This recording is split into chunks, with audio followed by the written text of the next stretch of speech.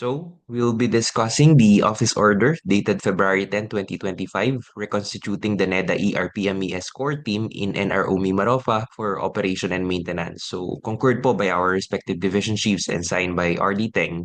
This office order was issued on February 14, 2025 via email to all of us here who are the involved or concerned NRO Mimaropa staff in the office order. So this would just be very quick lang, and I'll no longer delve much into details on the responsibilities part, especially nito pong mga nasa unahang roles, as this can be accessed naman po. So let us just refer sa office order if may kailangan po tayong balikan. But very quickly lang, here's the composition of our ERP-MES core team, no? So first, we have the System Director or SD, si Sir Bernardino Atienza Jr., System Manager, si Kuya Roy, System Supervisor si Ma'am Ami. So ako po yung naatasan na maging o magsilbing system lead, no? Or yung tinatawag na SL. And then we also have our system support staff. So basically these are three staff from the PIMED who serve as the alternates or support staff sa mga functions po ni system lead.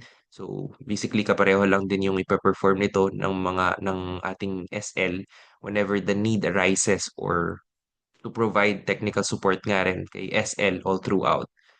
And next is yung ating system administrators or SAs. So the major difference, ito nga palang SA, ito po ay mga staff galing din sa PIMED. So basically lahat po kami, no? Ang major difference lang po nito sa DSF na i-discuss natin later o yung ating mga division sector focals ay yung full system administrator management functionalities kasi sa mga DSF o kayo po later ay may limited functionalities when it comes to administrator management functionalities sa system, no? Ang full uh, functionalities po ay nandito sa mga system administrators natin or nasa SAs, yung mga taga-PIMED. Okay? So next for the interdivision collaboration, we will call po, as I mentioned, kayo pong mga involved staff sa mga division as our primary or alternate division sector focus. For brevity, DSFs, no? So primary and alternates. So bahala na po kayo within your division on how you will be utilizing po your primary and alternate DSFs in RPMES related deliverables. So for now, maybe we'll just focus or dig deeper na lang on the functions ng ating pong mga DSFs as your role are crucial kasi nandito po talaga yung core and grit ng ating RPMES operations. Kaya please bear with me po DSFs on this part. Okay, ito na yung mga responsibilities no, ng ating mga DSF. Una yung sa primary division sector focus natin. First is to perform duties with limited system administrator functionalities. As I mentioned a while ago, mas limited lang before kasi yung mga interdivision natin, naka NRO view lang po ito sa ERP-MES. But ngayon po, create na namin yung accounts into admin function. So meron na po kayong admin accounts para magkaroon kayo ng access do sa mga functions that we deem sectoral in nature, no? So, naka-admin mode na po ang inyong mga account. Next is attend and actively participate in activities, meetings, workshops, any events no related to RPMES.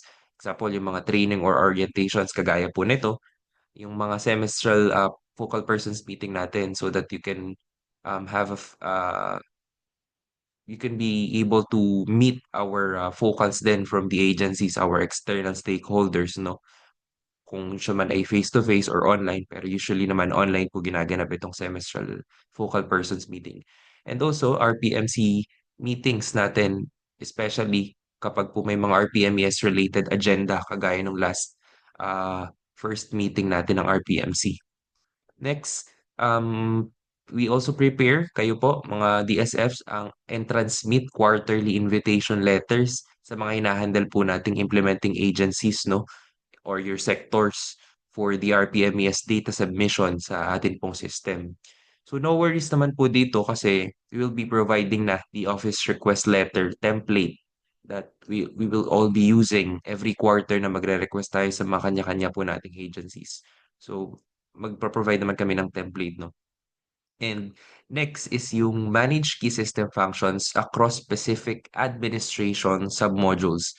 Kapag makikita po natin sa atin pong system, may module doon or tab na specific sa administration. Kaya po namin kayo binigyan ng administrator ah, account para ma-access nyo po ito or kayo po ay makapag-modify or ma-utilize nyo ito mga submodules na to ng administration module.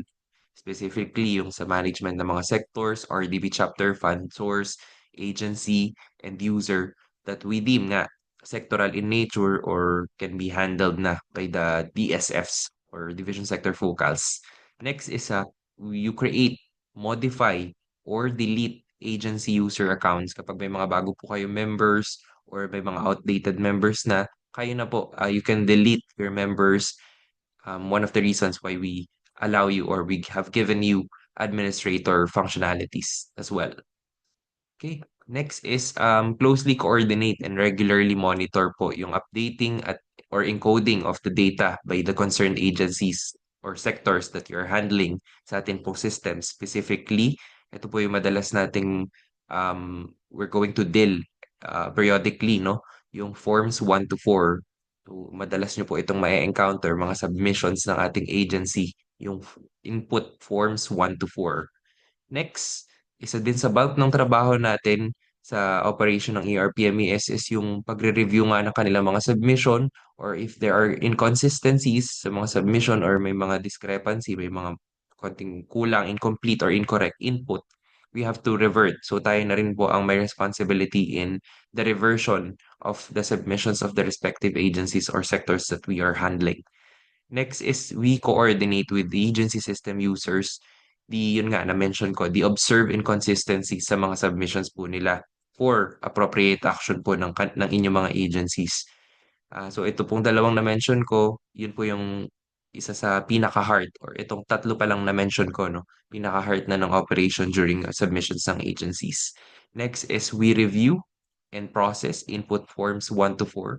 So mas particular po siguro dun sa review part kasi yung processing naman, si system lead na po, no? Upon your submission sa akin, ang magpa-process ng input forms 1 to 4. Rather, kayo po pala yung uh, magpa-process ng input forms 1 to 4 by duplicating the data from said input forms into the output forms 5 and 6. And yung pong 5 and 6 ang inyo pong i-submit sa akin. As mentioned nga previously, no, we will generate, prepare, and timely submit output forms 5 and 6, no?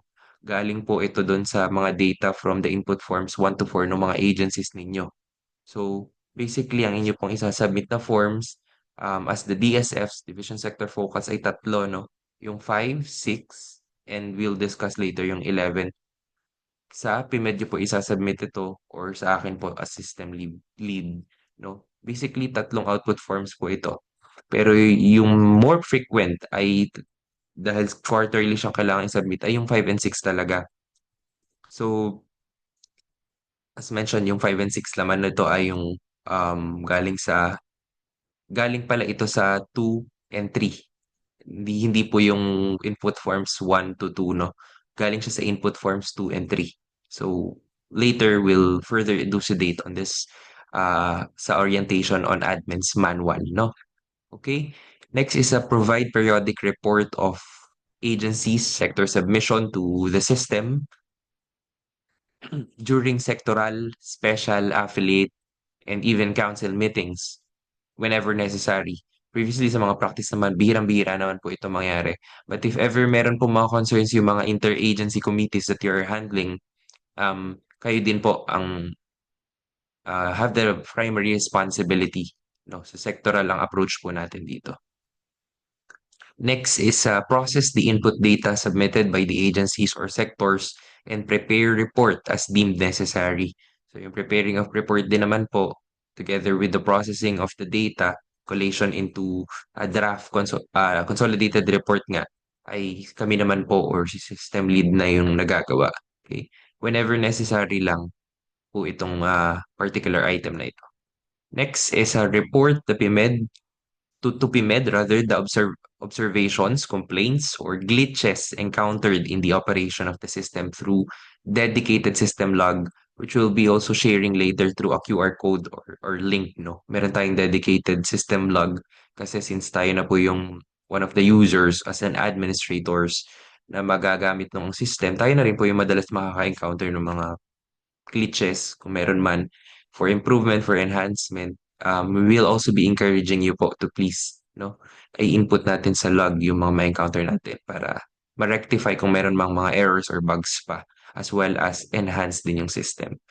And I think ito na yung last item for the DSF, primary DSFs, no? Assist in responding to and resolving requests of agency system users. So agency system users po yung pa mga hinahandle nating implementing agencies. So ayun po, i-assist po natin sila. Kapag may mga tanong naman, you can direct to me din.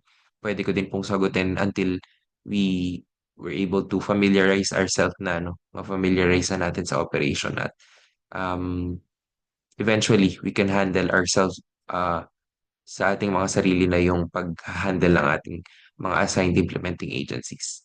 And next, yung ating alternative vision sector focus, basically pareho lang po ito, no? Provide po tayo ng support constantly sa ating pong mga primary DSFs sa pag-deliver ng mga expected outputs relative to the system. So also we take on the responsibilities of the primary DSFs, no, as deemed necessary. So, coordination na lang po tayo, collaboration tayo ng ating mga primaries. Tulong na lang po tayo sa ating divisions and if ever, yun nga, be absent ang primary natin. So, itatap po natin ang ating mga alternates na nandito po sa ating office order. Lastly, especially sa back-end ng system and other IT-related deliverables, ang atin pong ICT support personnel or yung ISP also hereby included in the reconstitution with the following responsibilities. So we take over from ICTS, the current operations and maintenance work. So ito po yung mga staff pala, no, from FAD. So kasama niyo lang po ako dito para collaboration pagdating sa pag-improve or enhancement ng mga may encounter po na inconsistencies ng lahat ng ating implementing agency users as well as yung ating pong mga division sector focals administrators. Next is yun nga, i-fix yung mga common customer issues like data correction, report generation, and sometimes providing training on how to use the system correctly. Next, we fix minor application bugs or data correction bugs. Modify the system to rectify errors and enhance operation as deemed necessary. Also, record and report all issues encountered and fix resolve in a dedicated system logbook. As mentioned ko kanina sa mga DSFs, isa na lang po yung system log na pag-i-inputan natin, yung Excel online file na pag-i-inputan natin ng mga issues na may encountered. And maybe we'll designate a column there for the status kung ito ba ay na-resolve na natin or we have already addressed or fixed yung mga observed issues na na-encounter. Okay, next is we coordinate with the ICTS ISDD on unresolved technical error or application bugs. This particular item, nandito pa po siya from the previous office order because hindi pa po fully na ito-turn over sa atin ng ICTS. So, we'll try to look, no, kung anong magandang arrangement pagdating sa full turnovering sa atin. Pero maganda sana, centralize pa rin sa ICTS across all the regions kung ano yung mga may encounter na unresolved technical errors para for uniformity. And lastly, document and do root cause analysis for each issue na ma-encounter. So that's it for the ICT support personnel or ISP. So I think this already wraps my presentation on the office order on the reconstitution of NEDA ERPMES core team in NRO Mimaropa for operation and maintenance. Once again, we're happy to welcome everyone on board. Thank you very much.